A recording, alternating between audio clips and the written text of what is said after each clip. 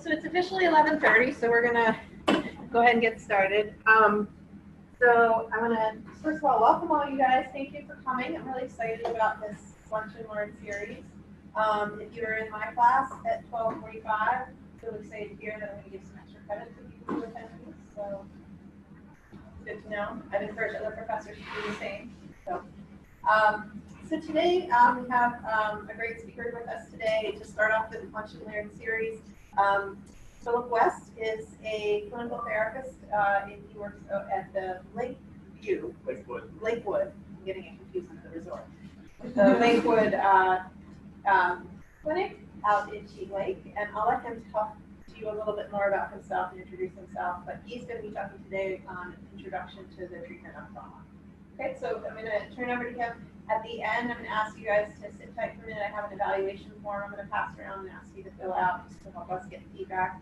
And then we should be finishing by 12:30 today. Okay? We will, because I have an appointment at like 1. I need to get back for it. All right, so hi, I'm Phil. I'm a clinical therapist out through the Department of Behavioral Medicine and Psychiatry. We recently, I feel like I'm standing on top of you guys. We recently opened this clinic to assist with the medication-assisted treatment. But one of my specialties and the other therapist that works out there, her specialty is in the treatment of trauma. So that's where I'm going to talk to you guys about today. I graduated with my master's in 2014. I'm not dating myself because I'm sounding for guys' age. All right. Nope. Nope. Nope. Oh. This is the Zoom. There it goes. Oh, you got it? Okay. So some of the objectives we'll look at just what the DSM-5 says about what PTSD is, but also in addition to the DSM-5 is the unspecified trauma and stressor-related disorder. I personally like that one, especially on the initial assessment. We'll get more to the assessment process later. Just gaining an understanding of trauma. A lot of us have this preconceived notion, kind of old school thinking that if you didn't serve in the military, you can't have trauma. And I think any further from the truth now, especially as we've gained a bigger understanding of just what trauma is and the neurodevelopmental piece of it. Participants, you guys will gain an understanding of evidence-based treatments utilizing the treatment of trauma. One of my colleagues will be here later talking about cognitive processing therapy. So we're probably going to skip over that a little bit, because that's in here later. All right, an outline. So what does the DSM-5 say about trauma? Different types of trauma, assessing for trauma, trauma therapy introductions, and then a case study of one of my actual clients. All right. So the post-traumatic stress disorder, I'm not going to bore you guys too much with the diagnostic criteria because you're going to get to that later if you haven't already in your studies. But it's important to look at just so we have an understanding for this session. So directly experiencing traumatic events, witnessing in person the traumatic event, and that's one that some of us can tend to forget about in the assessment process. We don't actually, doesn't actually have to happen. We can witness it and then still suffer from the same neurological impacts of trauma.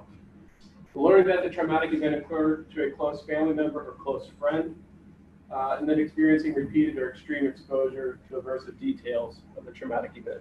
So that one really counts a lot towards like law enforcement, military, even therapists, even though we're not mentioned in the DSM, right? Shock. But really, there's this thing called vicarious trauma we're going to talk a lot about later. So then the intrusion symptoms, we have to have one or more. So recurrent involuntary, intrusive distressing memories, recurrent distressing dreams, dissociative reactions. So that's where like our flashbacks come from. Intense or prolonged psychological distress, exposure to internal or external cues, the marked physiological reactions to internal or external cues. It goes a little bit more in depth in the DSM. Persistent avoidance of stimuli. So we're going to avoid, the cognitive processing therapy really deals a lot with this section of trauma. It's dealing with the avoidance that we so naturally use as human beings. So avoidance of that, or efforts to avoid distressing memories, thoughts, feelings, avoidance of efforts to avoid external reminders, the people, places, conversations, activities, objects, situations that arouse distressing memories, thoughts, or feelings. Negative alterations in cognitions and mood, inability to remember an important aspect of the trauma, persistent or exaggerated negative beliefs or expectations about oneself, persistent distorted cognitions about the cause or consequences of the traumatic event, persistent negative emotions or state fear, or anger, guilt, or shame, markedly diminished interest or participation in significant activities, feelings of detachment or estrangement from others, and then persistent inability to experience positive emotions. So there's a lot in this slide, right? It kind of continues with this whole avoidance thing, too. Are we avoiding emotions, or are they just not coming to us? Or are they not clicking? Do we forget what it's like to feel happy? How many of us have ever gone through this moment in our life where it's like, man, I don't remember the last time I was happy? A lot of us do, right? But this is where it really starts becoming problematic, especially if there's trauma. Because we can still be happy even if we've experienced trauma, but we might not know what to call the emotions. We're going to get more into that a little bit later as well. Marked alterations in arousal and reactivity, irritable behavior, angry outbursts, reckless or self-destructive behaviors, hypervigilance, exaggerated startle response, problems with concentration, and sleep disturbance. Reckless or self-destructive behaviors is really common with trauma. And this is where a lot of folks might leave dual diagnosed with borderline personality disorder. And if you ask a trauma therapist, a lot of times we cringe. I scratch my arm because we're overdiagnosing somebody a lot of the times. Just because somebody's been through trauma, they might use self-destructive behaviors, cutting, burning, overeating, things like that. It might just be their way of coping with the trauma. It might be their way to just feel something besides that level of pain. We can control the physical pain. We can't control the emotional pain, right? And we're going to get into a self-destructive cycle. We'll talk about that one later as well. And then finally, duration of the disturbance, criteria B, C, D, and E is more than 1 month. If it's less than a month, pop quiz is what? Anyone know? It's acute stress disorder, right? The disturbance causes clinically significant distress, impairment in social, occupational, or other important areas of functioning, and the disturbance is not attributed to physiological effects of a substance. We always have to rule out a substance or a medical problem, always. And then unspecified trauma and stressor-related disorder. Characteristic, they cause clinically significant distress or impairment in social, occupational, or other important areas of functioning. Do not meet full criteria for any of the disorders in the trauma and stress-related disorder category. Is used in situations in which the clinician chooses not to specify the reason that the criteria are not met. That's why I like this one for an assessment. The last thing I want to do is re-trigger somebody in the very first session by asking them, so what's the worst event that's ever happened to you? And we just met, right? First of all, we don't ask that question. But secondly, we want a second session. And all this information comes out first that might give us then the information we need for testing. It includes presentations in which there is insufficient information to make a more specific diagnosis. So then some of the factors to consider is how severe the trauma was. That's not up to us to determine. That's up to the client to determine how severe that trauma was. For somebody getting in a rear-end collision might be the most traumatic thing they've ever been through. And it leads to them no longer being able to get into a car to go to the grocery store. They may avoid getting even into a bus because of that rear-end collision. For others, it might be something like going to a combat zone and then we're experiencing trauma there. There's no right or wrong, it's just what we view trauma as ourselves. The intensity of the reaction to the trauma, whether they were injured, so if we were in that rear-end collision, did we get whiplash? Or did our car catch on fire? And did we get burned, or did we hurt our back, or whatever? Whether someone they were close to died or was injured, and that goes back to the witnessing or knowing about somebody that might have been hurt. And how much their own life was in danger, how much they felt they could not control things. How many of us in here consider ourselves control freaks? We're being honest, right? A lot of us like to be able to control certain situations. In trauma, we're not able to control those situations. There are adverse events that are happening to us. They're not in our control. And how much help and support they receive following the event. This one, I tend to think about World War II veterans coming home from theater versus Vietnam veterans coming home from theater. It's a theater of operations where they were serving. World War II, when they came home, they were all in a giant ship. They all came home together, a lot of them, not all. So they had that camaraderie all the way up until they landed stateside. They were able to process and debrief. It didn't mean that none of them came home without trauma, shell shock syndrome, right? But they had that camaraderie. When folks were coming home from Vietnam, it might have been one or two guys from the unit that didn't know each other. And they no longer had that camaraderie. They were fighting, and then they were stateside eating McDonald's 24 hours later. There was just this giant gap in which they were missing, right? And now they realize that, so when like National Guard comes home, they spend at least a week on an active duty base about debriefing and going through, and then they have 3 months off the drill. Uh-oh, that's not good. Because now they're no longer with these guys they were serving with. It's reacclimation to the family, right? And so we really want to kind of watch this for the adjustment piece of it, not just with veterans, but for others as well. Just some common types of trauma: sexual, physical, verbal assault, bullying, something that I hear a lot about, especially working with college age, talking about from when they were in junior high. Emotional abuse, motor vehicle accidents, vicarious trauma, secondary trauma. This is where you guys will learn as you get through CEU events. If you ever go to one on trauma, it's always accompanied by self-care. It's just because it's really important that we learn to care for ourselves if you guys choose to go into the trauma work. Medical complications, right? And so, we think about somebody who did a very natural thing of childhood. Maybe it was complicated by medical complications, and now it's impacted their psychological health. And so we don't go to med school, but it's so important to know a little bit about some medical complications, especially if we're working with somebody through that. We might have to do some research. We might have to seek consultation by a psychiatrist we work with who's been through med school, who can explain some of these things to us. And then military and first responders. I tend to lump them together, especially since 9/11. First responders have taken on more of a home front defense, right? We think about NYPD and FDNY's response to 9/11, the different terrorist attacks. It's not the National Guard or active duty, it's police officers. Right?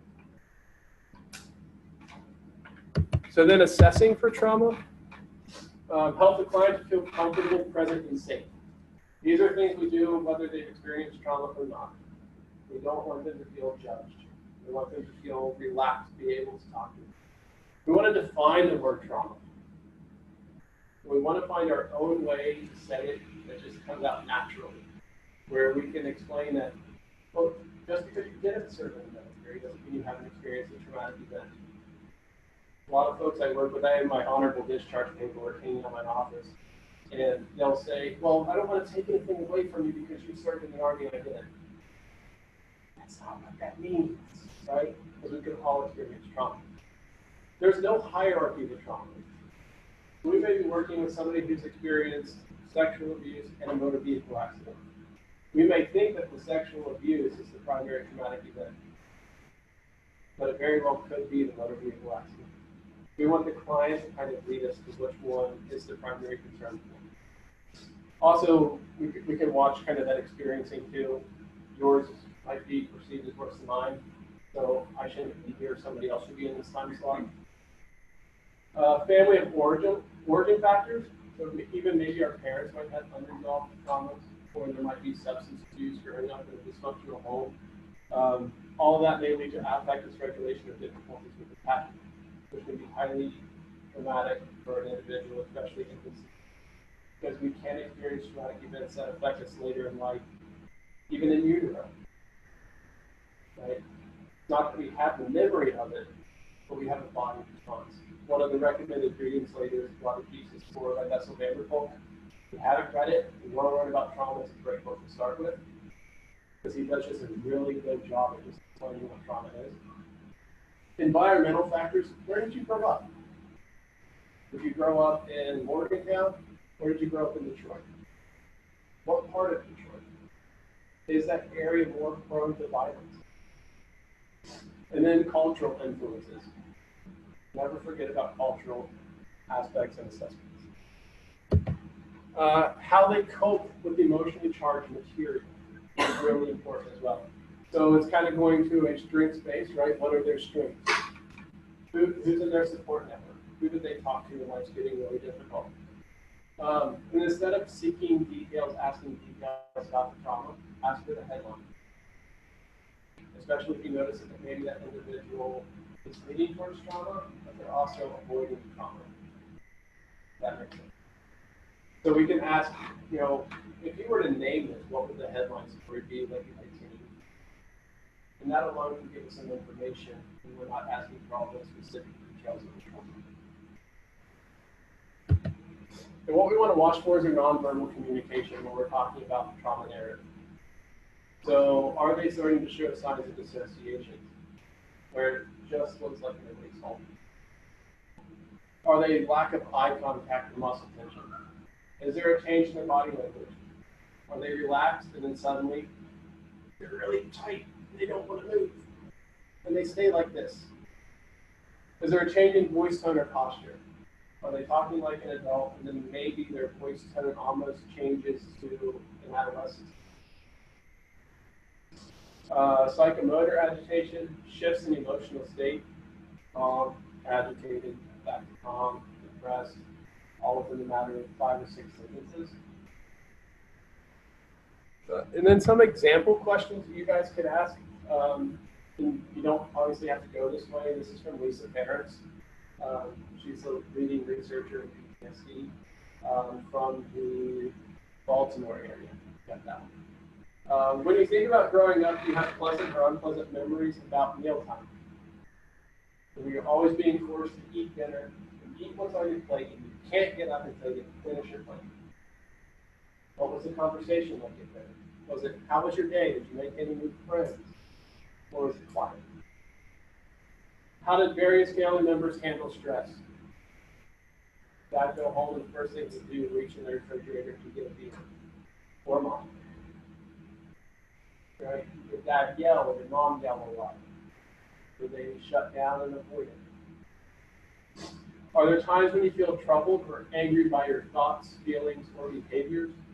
Or are there times where you feel disconnected from other people? And just because they answer yes to some of these doesn't mean it's trauma and depression and anxiety as well. Are there times when you feel disconnected from your own emotions? Now we're getting into more of an associative state. What are 5 adjectives you would use to describe your mother, your father, your partner, yourself? We can learn a lot by asking those types of description questions. You know, we might say, how did you feel about them as a child, or how did you feel about them now as an adult? Did you grow up in a family that encouraged secret keeping? On the radio this morning, they were talking about unwritten rules in the family. Those are always really interesting to listen to. Right? What would you like to get support with or guidance about in this program or therapy? We're giving it back to the client. In the assessment phase, I make it very clear to the client that the first thing I want to do is make sure they feel empowered. Because when we've experienced something traumatic, they've lost that empowerment. Somebody took that from them. We want to give it back to them. We want to let them kind of lead their own therapy safely. Right? We don't want them obviously rushed into their trauma if they're not ready. We want them to feel safe about doing so. And then some evidence-based treatment. I'm not going to go over all of these, but these are just a handful. You can use a lot of different therapy techniques that address trauma. So psychoeducation, cognitive behavioral therapy, exposure therapy, expressive therapy, IMU desensitization and reprocessing. That's a mouthful. And then cognitive processing therapy. The ones in bold are the ones that we're going to talk about. I tend to not talk about CBT just because every psychiatrist that I've ever had a referral from will say, do CBT. No, I don't want to.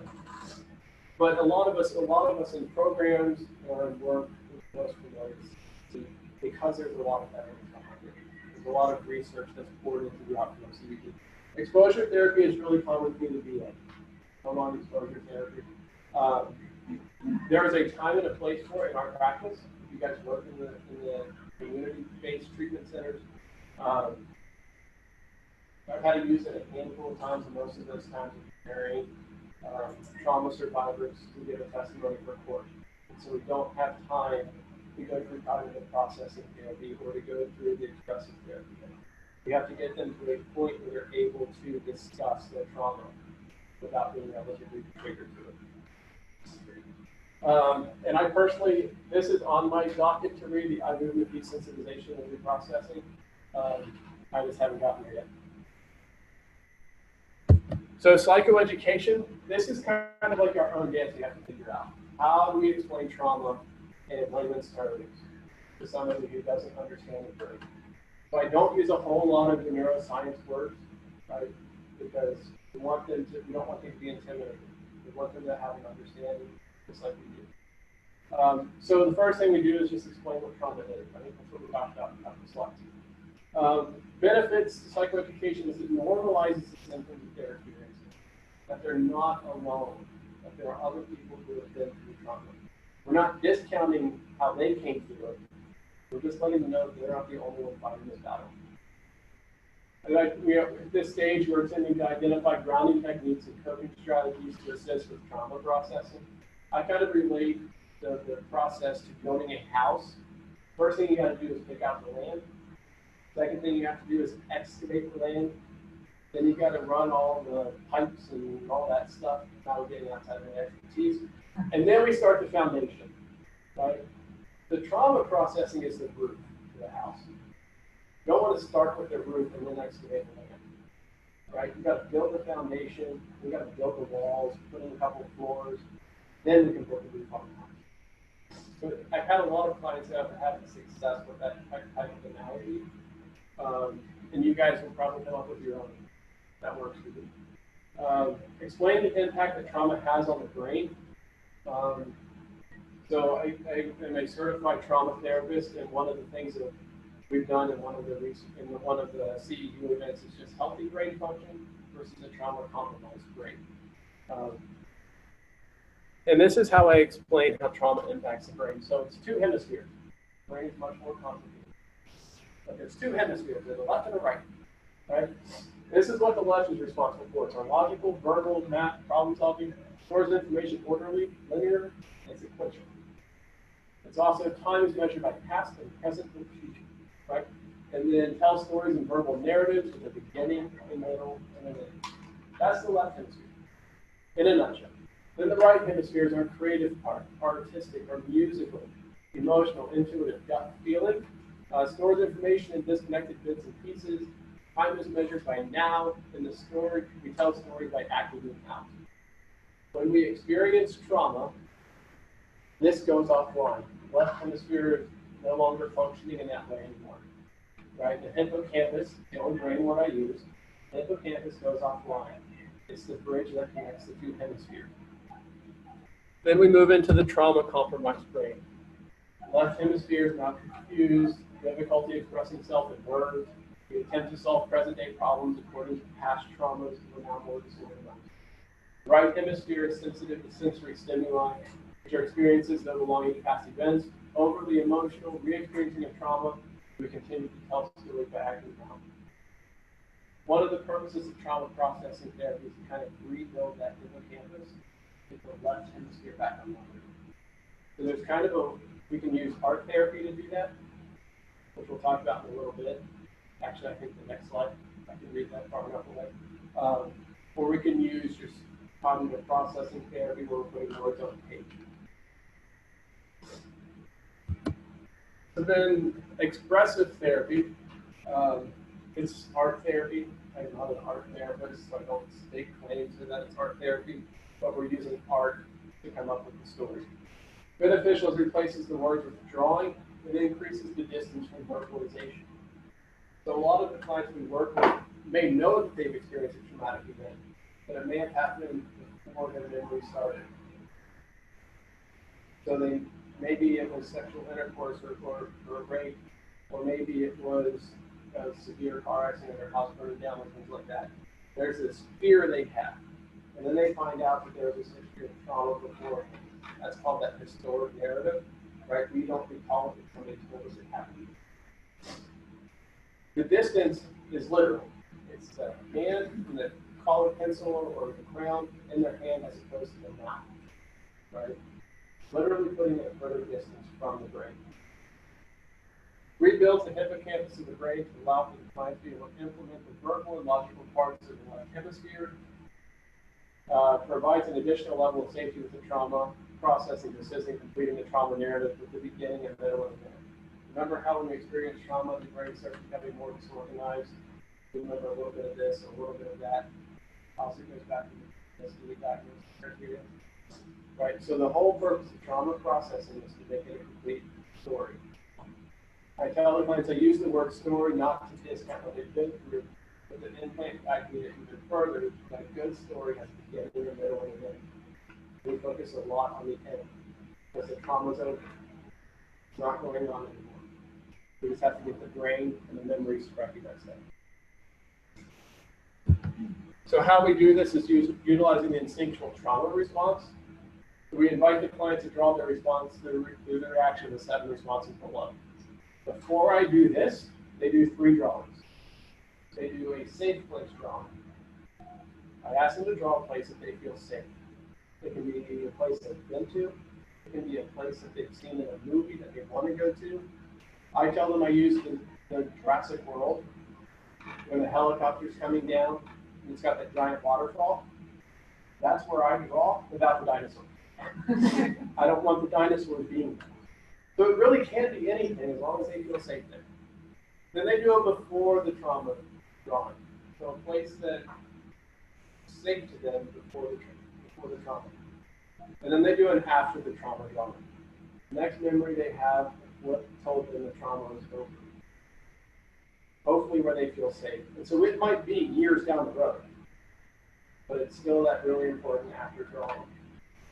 I also typically encourage them not to draw more than 1 or 2 of these in a session. I don't want them to be overwhelmed, right? When we start getting into these, it can lead to a lot of overwhelming feelings if we're not careful. And then they can typically do those 3 drawings in the first session, and then we'll switch to like the startle response, fight or flight response, freeze, altered state of consciousness, body sensations, automatic obedience, and then self-repair. Automatic obedience might be the emergency department. If we take somebody that's been sexually assaulted and they go and they have a rape kit done, because they're just following the directive from the doctor, it could lead to a secondary traumatic event. Right? Because we were just violated, and now we have to go through this process. You've got to be kidding me. But they do it because they want to feel safe. Right? And that's why in a lot of emergency departments, they're activated with rape and domestic violence shelter. We have what's called an expert team. Expert might get involved in some of these cases. They're on call. And the self-repair then is what told them that it's over. Physically over. So for some of them, it might be after they get to the emergency department, they're in the shower, and they finally feel cool again. Okay. Or it could be a couple weeks down the road when they're spending time with their kids. That takes us to cognitive processing therapy. This is just going to be a general overview. Like I said, I'm not going to go too in depth because one of my colleagues here later talking about it more in depth. So we're going to identify the index event. So what that means is we truly believe in cognitive processing therapy about gravity. If we process the worst thing, there'll be a trickle-down effect to the other traumatic events. Right? So we don't start the first session with this. Right? But in order to find the index event, there might be a couple of questions that we ask. What is the one thing you hope I don't ask you about? Then you're giving them the power to say that. Right? Because if we don't process the index event, the true index event, and this is in the case study, if we don't process that, then the symptoms then return later. And we monitor that by using the ECL5, which is in the next slide, I think. We focus on trauma-related thought patterns. These are what are called stuck points. They're asked to identify stuck points on the stuck point problem. Black and white thinking, all or nothing. What if then, all these different types of statements. If I had saw the enemy coming, then he wouldn't have died. Sense. Right? Military intelligence is the one that told me that there was no enemy down that road. Sometimes they get it wrong. Sometimes the enemy changes their mind. And they control on a different road than they're expected to. We can't account for all these things as part of nature. The emotional response associated to the trauma, we get into a lot of the guilt and the shame that we experience. We might feel guilty that our body died. We have to address that guilt feeling in the session. There's two different types of CPT. CPT plus A versus CPT. CPT plus A is what they've written it on. And so in sessions 3 and 4, or 4 and 5, I can't remember which two, they do a written account for their assignment. And they write down all the details they can remember about the traumatic event at home, away from your office. So this is where it's really important, right? They have that foundation built, right? And they kind of explain it to them. If you start feeling overwhelmed, or line on your paper and go do something else with it. If you start to feel overwhelmed, use grounding techniques. What is going to be the first, second, third, fourth, fifth one you use if you need to. It's okay to put it down for a while. And then there's CPT, that's without the written account. So when they first started developing cognitive processing therapy, they felt that you had to have the written account in order to truly get through the traumatic event. Well, then they did research, and they found out you actually don't. But some people still truly feel like they would benefit from the written account. And one of the things that I encourage them to do is on one of the YouTube videos for cognitive processing therapy is remind them that they're making the choice. Conscious, frontal lobe choice to write the account of their trauma. It's not from the self-care episode. They are truly making this decision because they feel like it's going to help them. So they are choosing to invite the possibility of the intrusive symptoms coming in. So it all goes back to giving them back that control, that power. And then we address the avoidance of the traumatic event. So are they overeating? We'll get into different types of avoidance. So it's 12 sessions on average. Focuses on cognitive restructuring or challenging thoughts and replacing with balanced and accurate thoughts. There's 5 trauma themes at the end. Those are safety, trust, power, control, esteem, and intimacy. It's not towards others, it's towards ourselves. How can we be intimate towards ourselves? How can we love ourselves again, having lived through a traumatic event? Practice assignments are assigned weekly. Most of the assignments that are given are not behavioral, they're all cognitive. There's only 1 to the 12 sessions of behavioral related. And that's something to the effect of where you go out and do something good for somebody else. So there's the ABC worksheet, what's the activity of the event, about the event, emotional consequences of the event. But then it adds 2 more questions. Is the belief about the situation helpful or not? Most of the time it's not. And then what is another way to reframe that thought when it becomes? There's challenging questions that continues to address the stuck points that we might be experiencing, patterns of problematic thinking, and then all the worksheets are then combined into the challenging beliefs worksheet. And so you really want the client to work taking mastery of these worksheets as they're going through them. So when they get to this last one, they're not overwhelmed. And they're on this last one for 4 weeks, 5 weeks. So we really don't want them to be overwhelmed by this. Types of avoidance: overeating, substance use, gambling, self-interest behavior, increase in high-risk behaviors, anger outbursts. What are others you guys think? What are the other ways we avoid?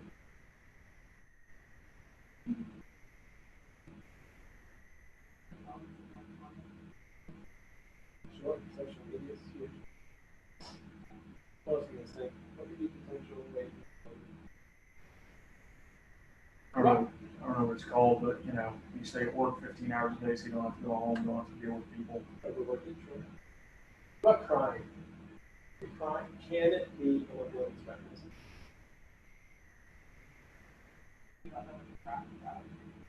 Sure.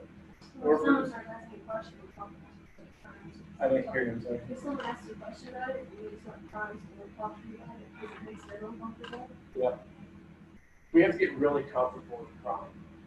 That was one of my biggest struggles as a lead therapist, was being comfortable with somebody sitting across from me crying and not being able to comfort them. Right? Because we don't want to touch our clients, right?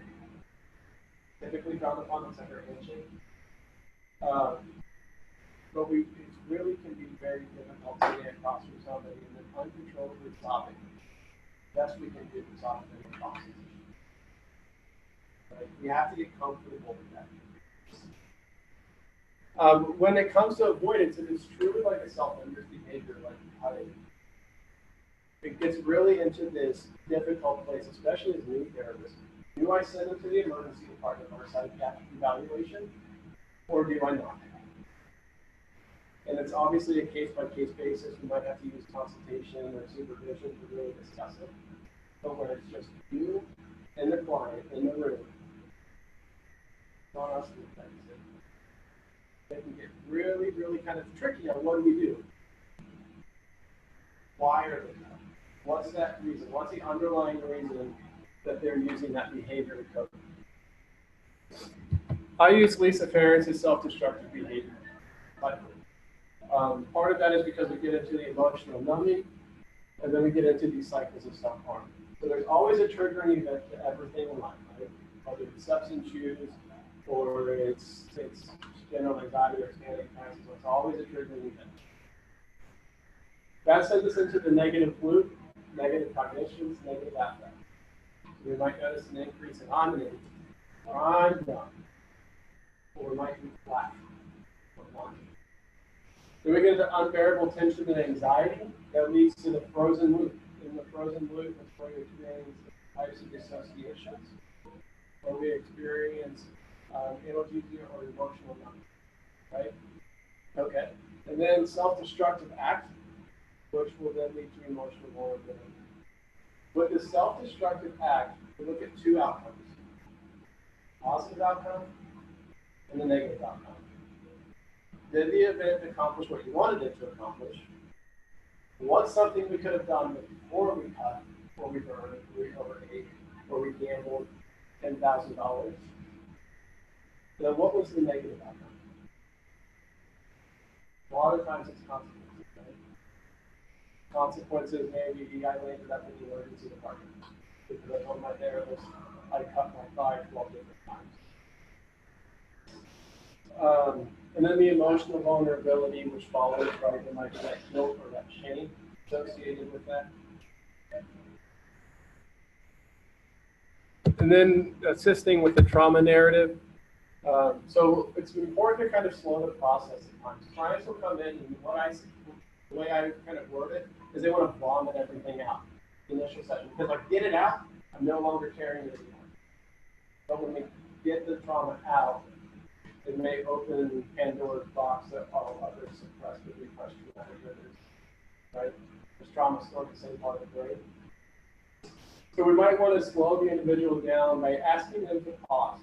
It might be non-verbal. Right? You might just go and put a hand up. There, we have to pause for a minute. I can see you're starting to get overwhelmed. It's more invalidating to do that than saying stop. Right? Because that's going to be a lot more judgmental and a lot more demanding. We're going to invite them to pause. Don't want to tell them to stop. Invite the clients to take a few slow, deep breaths. This is where mirroring comes into effect. We want to mirror what we want the clients to respond. So if I'm working with somebody who's in a heightened state, and they start experiencing flashbacks or they start experiencing a panic attack, I'm going to mimic the breathing I'm going to ask them. Hopefully then they mirror. I'm not going to just tell them. Taking a deep breath through your nose for 5 counts in the time. And then I'm going to do it. And I'm going to make sure I'm in eye contact with them. So if they're looking at the floor, I'm getting out of my comfortable chair, and I'm squatting down, and I'm going to try and mirror this person. Because they're not going to see what I'm doing if they're like this. Right? I'm going to try and get in and just kind of do it. And I talk to my clients that I know we're going to get into the trauma. I'm going to say these are going to be some things that I might use to help you come back to the present if I notice you start getting into a hyper state. So we're already on board. It's not nothing new to you. Okay? If I could, so the other part of this is we're going to get into that parasympathetic system. The focus sense of calm, reduce the fight, flight, and freeze response.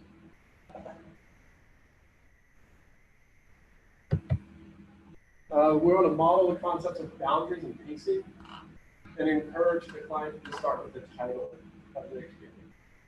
I'm going back to that assessment, right? Asking them just what the headline is, as opposed to getting all the reported details. If I can find put any images, say, associated with the trauma on a computer screen across the room, right? So it's putting it further distance. And that's going to help the client with some emotional distance from the memory by observing it rather than participating.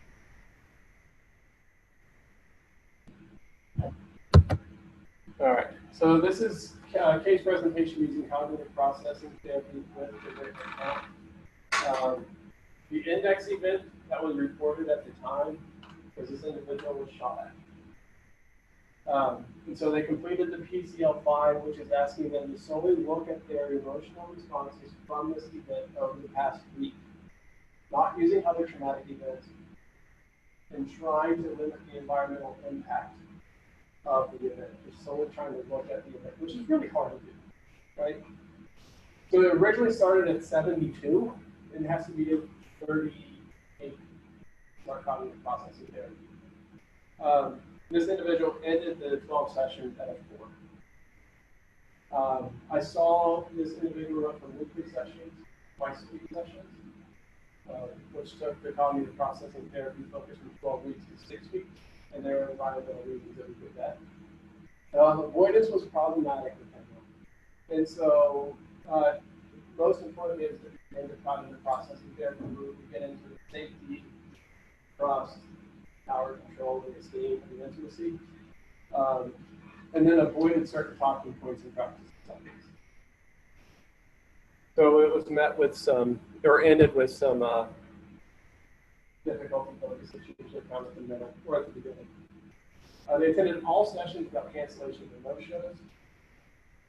Overall sense of improvement, however, did have an increase in spikes on the PCL-5, which is most likely due to the avoidance. So at the beginning of each session, typically we try to do it in the lobby. You know, our receptionist will hand them the PCL-5 and then do it before I come to data. So that I asked them to try and ride 5 or 10 minutes early. And then I calculated while they're in the room. So that tells me if maybe they had a recent increase in the week in flashbacks. Maybe we need to try to figure out a way to address the stuff going on those flashbacks. What was triggering them. And then we discovered through an increase in symptoms, the true index event is not processed due to further avoidance. A month out from the 12th session, they go through another PCL-5, and instead of this one being weekly, they look at the last month. So it's the PCL-5 monthly. And the numbers then went back up. So there's kind of a safeguard of cognitive processing therapy to know if we're truly doing this. We're truly processing the index event. And since this time, there's been even further avoidance that we've been still trying to address to get to the true index event. And a lot of that's based off further environmental stressors with this individual. Responding with compassion. Again, this is important stuff just even outside of the trauma field. Right? We want to be compassionate. We want to be empathetic. So I appreciate the courage it took to share that with you. Right? Thank you for trusting me enough to share. I want you to know that what happened was not your fault. And man, if that one doesn't make a tearjerker out of somebody, when we're finally validating them, they might have gone through the majority of their life without that validation, it can really just open up. And it can be a really powerful thing. You don't have to be alone with your feelings. I offer clients to, if they've got really overwhelmed in the session, I might ask them to describe a box. And they take what they discuss and they put it in the box. And they close the lid. They can either lock it, they can chain it, they can weld it shut, whatever they need. And they can take that box and they can put it in a purse, or they can leave it somewhere in my office. And I ask them to literally get up, carry the box, and put it where they want it to go. And kind of, well, hopefully, it's not going to just leave all their thoughts there. But when they start recurring, they can think, you know, I left that back in Bill's office. I don't really need that anymore. I'll address that next time. In a perfect world, it would work every time. You don't live in a perfect world, know that you deserve support. Know that you deserve to be safe. Right? We want, from the time they meet the receptionist, and in our office, we even have a security officer, they want to feel safe by all staff. Right? We don't just want a trauma-informed therapist. We want a trauma-informed clinic, where the security officer is not staying there with his hand on his nose, getting ready to make something that comes through. We don't want that. We want them to be welcoming and inviting. It also helps them feel physically safe as well, knowing that there's somebody there. Who in here plans to work with trauma? Good. So trauma and new therapists. I wish somebody told me this. Right? So trauma and new therapists attend CEU events. Hear from the leaders in the research. Super important, right? They're going to do such a good job of explaining the neurological aspect of it. And then you can come see somebody like me who doesn't use that language, and I will share with you the way I use it. Seek consultation or supervision with the trauma-informed therapist. Super important, right? And this is whether we want to focus on addiction or we want to focus with medical social work, or we want to work at the VA, or we want to work wherever. Important to seek consultation, especially with anyone that has more experience in that field. Always, whether you're 40 years in the clinic or you're brand new. Scheduling concerns, be really cautious about going back trauma sessions. It is super exhausting. Sometimes, depending on the clinics we're in, we don't have an option. But I'll tell you from personal experience, I may have no one scheduled in the morning, but if I had 4 trauma cases back to back in the afternoon, I am sick. Just like I just saw people straight. Because it is exhausting to hear them. And we want to be attentive and we want to be just there with our clients. If we're really tired and we're emotionally drained, so really try and break up those individuals. And then self-care. This is just important for all of us. And we have to find what works for us. So addressing your own psychological responses to the work you do. Right? We don't want to just carry around all these cases with us all the time. Because we hear some really hard stuff that people have lived through. And we can't sit there, we can't be like, oh. Right? We have to sit there, we have to be very kind of strong to do it. Right? And we'll hear some stories that are just astounding. How in the world did somebody survive that upbringing? Right? And they can just lead us to being really overwhelmed. So it's important to address our own psychological responses. And this is where supervision and consultation can come in. So we're not the only ones doing it. In supervision, we're protected under HIPAA, right? So when I go to talk to my clinical supervisor, he can't go tell our social work section chief about what we just discussed. We're protected under HIPAA as well. We work at work and spend time with the family and friends. Really do your best. And I know the documentation piles up. I get it. I've been more than a week behind. It's not good. But leave work at work. Really try and work that 8 hours so you're not going home and documenting and spending time with your family, your kids, or your friends. Exercise. Let it out. If you're really kind of just carrying a lot of stuff, go walk. Go run. Go do something. Just get it out. And yoga is great. Another one of my colleagues is going to be here later speaking about yoga. I don't practice it, but I encourage it. I've tried it, so I can say, hey, it really works. Enjoy life. Go for hikes. Go to Cooper's Rock. You stay here in Morgan now in the fall and get in nature. Go walk around your block and do mindfulness walk. Where you're just aware of everything that you're seeing. You're aware of your foot, making contact with your tongue. Utilize techniques you teach your clients in your own life. We can't forget that. We teach them, we expect them to go out and make these behavioral changes, when a lot of times we need to make those changes. We're not perfect beings, right? A lot of our clients may see us that way from time to time, but we can normalize this stuff by saying, hey, this is something that I'm trying to work through as well. It's not just you. These are things we're putting in practice in our life. These are some references, and then the recommended readings. So this is The Body Keeps Us Score. And then this is Lisa Parents Treating Self-Destructive Behavior in Trauma Survivors. That's a clinician's guide, but there's also a workbook that goes together. And the workbook is really cool because you can make copies of it with your clients. It says so in the book. So you're not like buying multiple copies with your clients. Yeah, and those will be, the next slide is just questions. So we write this down with their questions. Yeah. I don't. If I could use case, then it's going to be like an assessment still always have to be done in the first question. Even though insurance is something good.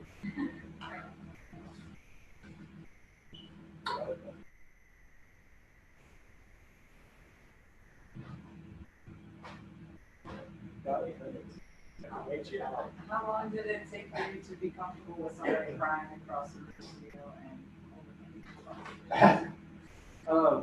a couple of times. Because I wanted, still want to be able to talk to them. But it's only a couple of times, and then you realize that there's other ways that you can actually use it. We can, we can just emotionally support them and just find that little style to come to them. obviously would encourage that emotion, or so confined line of like Usually you want them to feel emotionally wise. Because if they're exploring those emotions and are opposite of comfort, that can be a really good sign that we have a really strong rapport relationship with them. If we notice that they're really trying hard not to cry, and then they just leave angry, really want to, I take the process out. So let's stop them from doing it without and share that emotion. Sometimes it's just encouragement. Guys, they don't like to cry usually. So they might be going out of themselves. And so they're going to process that crying and anger as opposed to crying. They don't want to show that anger from it. Especially if it's a great friend. How long does it take to get rid of like the new feelings or like you know what I mean? Like you're like, how do I feel this situation? And how do you not show your face with something you really want? So like you've never heard it before and it's worse than you can imagine. You know what I mean? Something like that. How do you not let them see? That makes sense. Play poker. No,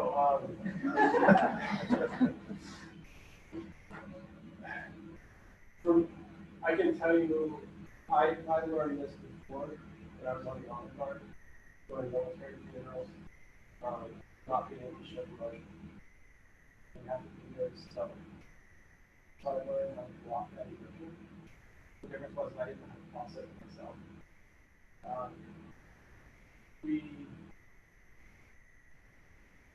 As what year? First year. As you go through your generalist placement and advanced placement, you really want to do trauma work. Try and get into this, try and get into this, get somebody sick. And you also have a supervisor doing it. So even at Chestnut Ridge, you have an observation room, and that whole person that is a clinical supervisor is in that observation required. But part of that is so we can kind of watch the behavior. wants to be the therapist, right? In all honesty, practice. Make sure that if you get a referral from somebody, it's okay to reach out and try and see by the side psychiatrist, primary care physician, or cardiologist, that would be relevant to us, so we can then try and bridge ourselves with it. Psychiatrists are more direct questions. They're more like, are you a victim of, have you ever been a victim of sexual or emotional abuse? No. And then they come to us and they're like, so yeah, I've been experiencing flashbacks for like 20 years, and I was raped one time, I was in combat, and suddenly it's like, oh my goodness, what all this coming? And it wasn't really good. And so really we just want to be able to do it, and we want to be able to that. Don't want to be sick, we don't want to be anything that we want to respond to. So I tend to kind of think of myself outside of my body, and sometimes do a check. How am I responding to something? What's my body movement? A lot of times I sit and I'm stressed, but I'm really kind of careful when I switch positions. I don't want to think I want to switch it because I'm uncomfortable. I'm switching because I'm just physically uncomfortable. I like to sleep. As far as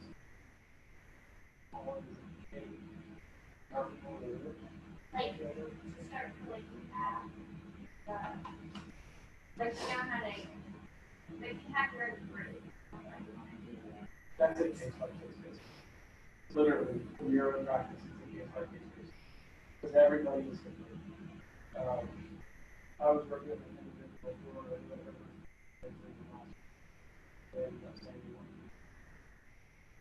so with different things we kind of read into those that we may not really understand why. If we get into them, then we go with the supervisory consultation and we try to explore those things. We never want to forget how the supervisors. They're very good at kind of directing us and leading us and helping us explore all those things. And the nice thing is that they might have a different professional approach. So they could give us alternative ways of being. I make firmly with the last but I will ask clients, instead of what things you like, why are you doing something? That started coming from that, and now I'm just like, more so than these other. I just want that. I used to be a therapist and I had to do and I had the same, I watched a lot of television and movies. I had a very boring upbringing, very uneventful childhood, watched a lot, read a lot of different things, and always trying to put myself in those places. And every day when I would go, I was on behavior, so every day I would go in and be like, nothing they say is shocking. I would just like say that as I was walking from the car so that I could understand that. And still be able to show that nothing you hear today is going to shock you. In order to see you, then they can use pretty drastic use. Yeah, they might take a lot of them like volume. A lot of times in presentations, especially when like that, it's multiple cases out of one. You actually have no idea what you're talking about. A lot of times I really can't talk about because there's multiple cases that are just combined in this and not even numbers. So it might make the case much more drastic than what it actually was. So you can get a lot of practice with things. And just kind of like practice Let's have some great questions. I want to be mindful that it's about 12:30. Okay. So thank you all for coming. Thank you for coming and presenting. Let's all give the rest of the hand. It's a great talk.